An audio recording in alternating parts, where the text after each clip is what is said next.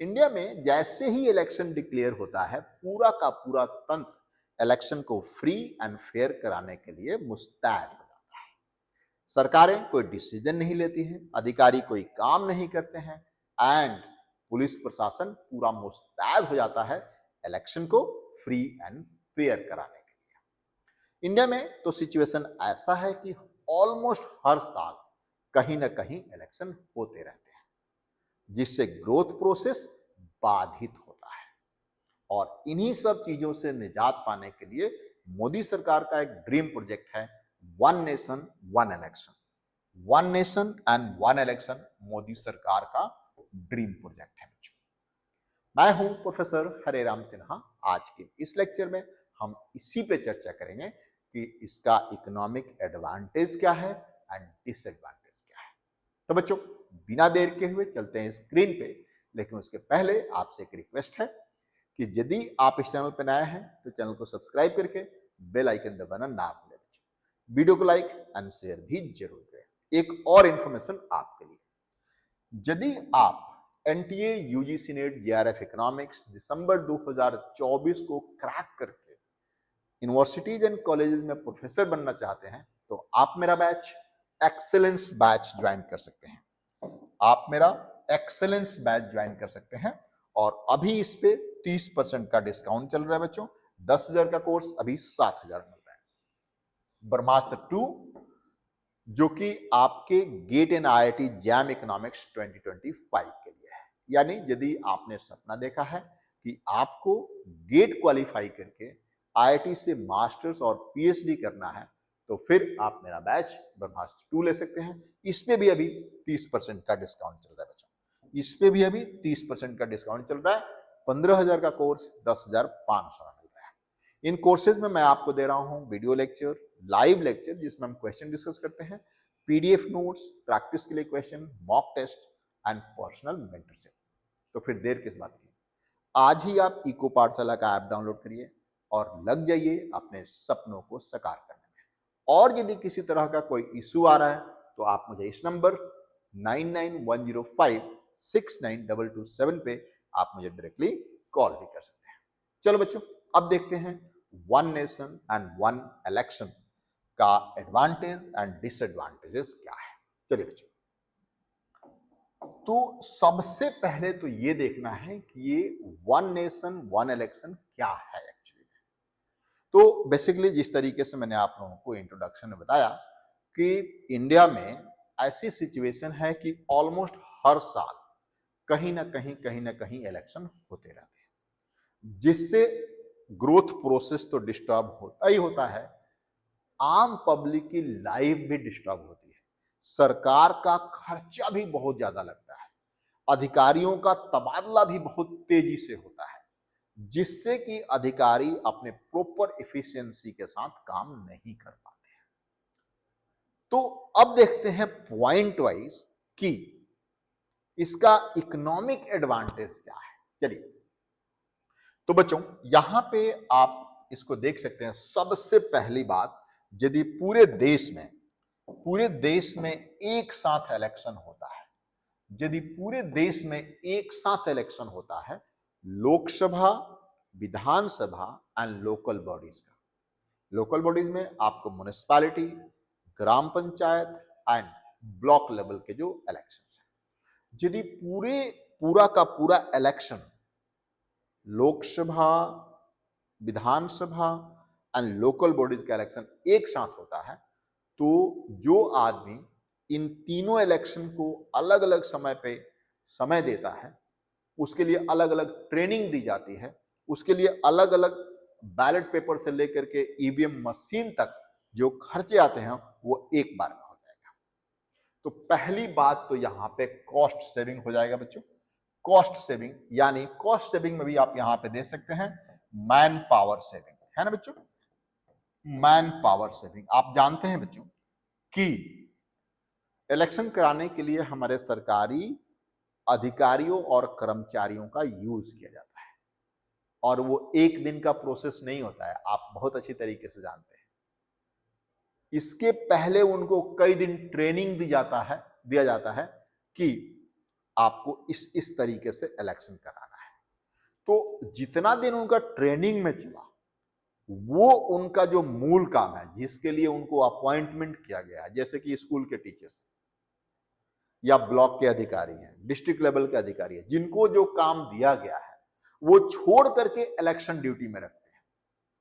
और उससे क्या होता है, इलेक्शन ड्यूटी में ट्रेनिंग से लेकर के सब कुछ उनको करना है, और उससे उनका जो मेन काम है, जैसे कि टीचिंग करना, डीलिंग असिस्टेंट है, ये सारा का सारा डिस्टर्ब होता है। और उसके अलावा उनको जहां वो ड्यूटी करते हैं वहां से लेकर के बूथ तक ले जाना, ट्रेनिंग सेंटर तक ले जाना, ये सब का सब बहुत ज्यादा कॉस्ट होता है। और यदि ये 5 साल में एक बार होता है तो ये ड्रास्टिकली रिड्यूस हो जाएगा। तो कॉस्ट कम हो जाएगा, मैन पावर से लेकर के फाइनेंशियल रिसोर्सेज भी, है ना बच्चों, फाइनेंशियल रिसोर्सेज भी कम हो जाएंगे। फाइनेंशियल रिसोर्सेज के भी, मैन पावर कम लगेगा, फाइनेंशियल रिसोर्सेज कम लगेंगे, और आपके डीजल पेट्रोल का भी खर्चा बहुत बचेगा, है ना बच्चों। तो फाइनेंशियल रिसोर्सेज में आ गई। दूसरा एडवांटेज देखिए, यदि पूरे देश में एक साथ इलेक्शन होता है तो डिस्ट्रप्शन कम होगा बच्चों। डिस्ट्रप्शन कम होगा मींस, आप जानते हैं बच्चों कि जैसे ही इलेक्शन डिक्लेयर होता है, पुलिस प्रशासन बहुत मुस्तैद हो जाती है एक एक गाड़ियों को चेक करना। और आप अच्छी तरीके से जानते हैं, बेवजह यात्रियों को परेशान करना, हर बस में चेकिंग, हर ट्रेन में चेकिंग, गाड़ियों को, मोटरसाइकिलों को रोक रोक करके चेकिंग किया जाता है, जिससे टाइम बहुत ज्यादा लगता है बच्चों। और इलेक्शन जहां जिस दिन है, उस हफ्ते में जहां पर है, पूरा का पूरा मतलब पुलिस फोर्स, कई बार तो पैरामिलिट्री फोर्सेस भी वहां डिप्लॉय की जाती है। और नॉर्मल लाइफ, नॉर्मल आपका जो बिजनेस आ रहा है वो डिस्टर्ब होता है, और इससे इफिशिएंसी कम होती है। यदि पूरे 5 साल में एक बार इलेक्शन होता है तो ये पूरा का पूरा डिस्टर्बेंस कम होगा और इफिशिएंसी बढ़ेगी। क्लियर है बच्चों। चलिए नेक्स्ट देखते हैं और क्या है। इसके बाद efficient use of resources. Efficient use of resources, जैसे मैंने आपको बताया कि रिसोर्स तो यूज करना ही करना है, इलेक्शन तो कराना ही कराना है, लेकिन हर साल इलेक्शन होना ये थोड़ा सा मुझे अजीब सा लगता है। तो यदि 5 साल में एक बार इलेक्शन होता है तो रिसोर्स जो लगता है उसका इफिशिएंट यूटिलाइजेशन हो पाएगा। ठीक है बच्चों। नेक्स्ट है, आप देख सकते हैं, स्टेबिलिटी एंड प्रेडिक्टेबिलिटी। जब कोई भी आदमी, कोई भी इन्वेस्टर कहीं इन्वेस्ट करने जाता है, किसी स्टेट में इन्वेस्ट करने जाता है, तो वो सबसे पहले अपना सेफ्टी देखता है, अपने वर्कर्स की सेफ्टी देखता है, अपने इन्वेस्टमेंट की सेफ्टी देखता है। तो मान लेते हैं कि बिहार में अगले साल इलेक्शन है, तो यहां अभी जैसे कि आप मार्च अप्रैल में इलेक्शन है 2025 में, तो अभी कोई मूड बना रहा है कि बिहार में इन्वेस्ट करना है, तो अभी थोड़ा हाथ पीछे खींच लेगा। क्यों खींच लेगा? क्योंकि क्या पता कि अगली बार जो गवर्नमेंट आएगी वो उसके फेवर में होगी या फिर अगेंस्ट में होगी। हो सकता है उसका इन्वेस्टमेंट यहां खतरे में पड़ जाए। तो यदि 5 साल में एक बार इलेक्शन हो रहा है तो वो प्रिडिक्ट कर सकता है कि हम अभी इन्वेस्टमेंट कर रहे हैं तो अगले 5 साल तक किसी तरह का कोई इशू नहीं आने वाला है। तो अभी तो गवर्नमेंट का इलेक्शन हो चुका है, जो गवर्नमेंट आना था वो आ गई है, अब मैं इन्वेस्टमेंट कर रहा हूं इस गवर्नमेंट के साथ, जो मेरा करार है अगले 5 साल तक तो फिक्स्ड है। तो यहां पे आप देख सकते हैं, प्रिडिक्ट कर सकता है आदमी, गेस कर सकता है कि अगले 5 साल में क्या होने वाला है। ठीक है। इसके बाद आप देख सकते हैं इंप्रूव्ड गवर्नेंस। अब देखिए, यदि आपको पता ही नहीं कि अगले साल इलेक्शन है, कब इलेक्शन है, क्या चीजें नहीं है, तो उस केस में गवर्नमेंट भी अच्छी तरीके से काम नहीं करती है। यदि जो गवर्नमेंट इलेक्ट होकर के आई और उसे पता कि अगले 5 साल तक इलेक्शन नहीं होना है, अगले 5 साल तक हम पावर में हैं, तो फिर वो अपनी इफिशिएंसी बढ़ा सकती है। ये सारे बेनिफिट है वन नेशन वन इलेक्शन का। ठीक है बच्चों, आगे देखिए। अब थोड़े से कुछ डिसएडवांटेजेस भी हैं इसके। ऐसा नहीं है कि कोई भी वो होता है उसका डिसएडवांटेजेस नहीं होते हैं, डिसएडवांटेजेस भी हैं बच्चों। ट्रांजिशन कॉस्ट आप देख सकते हैं। जैसे अभी जो सिस्टम है ना बच्चों, अभी जो सिस्टम है जिस पे हम लोग काम कर रहे हैं, अभी जो सिस्टम है जिस पे अभी हम काम कर रहे हैं कि जहां पर भी ड्यू है इलेक्शन वहां पे इलेक्शन हो जाना है ना। लेकिन यदि पूरे देश में एक ही बार इलेक्शन कराया जाए तो भारी मात्रा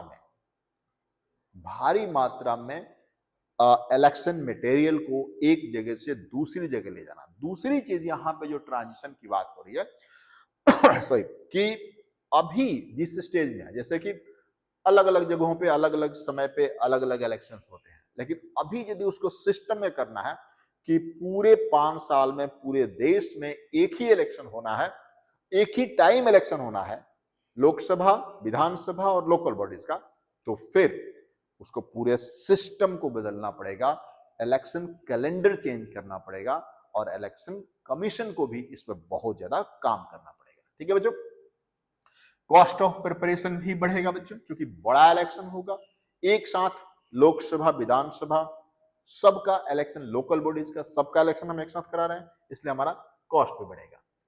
डिस्ट्रप्शन टू द गवर्नेंस, अब जब हम इसमें जाएंगे, एक साथ कराना है, सारे इलेक्शन को एक साथ करा देना है, तो उस केस में जो मान लें कि वो गवर्नमेंट तो अगले 5 साल के लिए वो होगी, इलेक्ट हो गया, वो कंफर्म है कि अगले 5 साल तक हमें कुछ करना नहीं है। लेकिन यदि करंट इशू आता है, कुछ ऐसा आता है जिससे कि सरकार को डिसीजन लेना है, या सरकार में शामिल लोग उस इशू पे एक मत नहीं रखते हैं, तो सरकार गिराना मुश्किल हो जाएगा, क्योंकि अब इलेक्शन होना है अगले 5 साल तक। लेकिन कई बार इंडिया में होता है कि यदि सरकार इफिशिएंटली परफॉर्म नहीं कर रही है, कोई अचानक से इशू है उस पर डील नहीं कर पाए, तो सरकार गिर जाती है, तो वहां पर भी ये प्रॉब्लम हो जाएगी, वो डिले होगा पॉलिटिकल प्रोसेस में। डेमोक्रेसी में भी थोड़ा सा इंपैक्ट आएगा बच्चों, क्योंकि अब उस केस में आप जब चाहें, जैसे कहते हैं ना कि जैसे कल क्या था वो, केजरीवाल ने कहा कि अब हम जनता की अदालत में जाएंगे, लेकिन उस टाइम अब आप जनता की अदालत में 5 साल बाद ही जा पाएंगे, तो डेमोक्रेसी में प्रॉब्लम आएगा। और increase cost of political parties का भी कॉस्ट बढ़ेगा। तो बच्चों आज के इस क्लास में इतना ही बच्चों। थैंक यू बच्चों, थैंक यू। अच्छा लगा हो तो लाइक एंड शेयर जरूर करना। थैंक यू बच्चों।